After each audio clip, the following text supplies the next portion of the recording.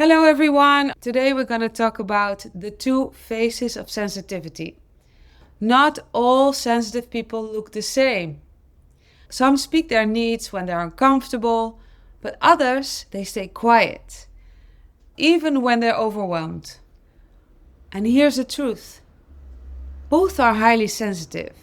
They just protect themselves in a different way. Psychologists call this expressive sensitive versus stoic sensitive. The expressive sensitive says things like, I can't handle this right now. They set boundaries quickly. They seem emotionally fragile, but actually they're very good at protecting their boundaries.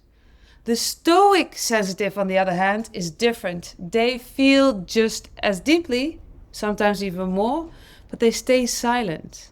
They absorb discomfort. They suppress emotion to avoid burdening others or putting fuel on the situation that's already overwhelming for them. They seem strong, calm, and grounded, like they can handle anything. But under the surface, the pressure is building up. Over time, this can create situations that are not necessarily good, especially when those two types interact together for a long time. The expressive sensitive assumes that when there's a boundary crossed, the other will express it. The stoic sensitive keeps enduring quietly until they reach their breaking point. And when that happens, they're often misread. Their reaction is seen as overreaction, out of nowhere and very unnecessary. Coming from a person that can handle anything, they're seen as the aggressor, manipulator, and the question is why they cannot be sensitive to other people's feelings. But this isn't the case. It's a result of long-term suppression, unspoken boundaries, and emotional overload they never named out loud, giving modest signals which are overlooked because they have the sticker unbreakable. This is where sensitivity gets misunderstood, because people expect it to look visible, emotionally expressed. But sometimes it looks like control, like peacekeeping, like silence. There are reasons this happens. Highly sensitive people process emotions deeply and feel strong empathy. That can lead to prioritizing others over themselves.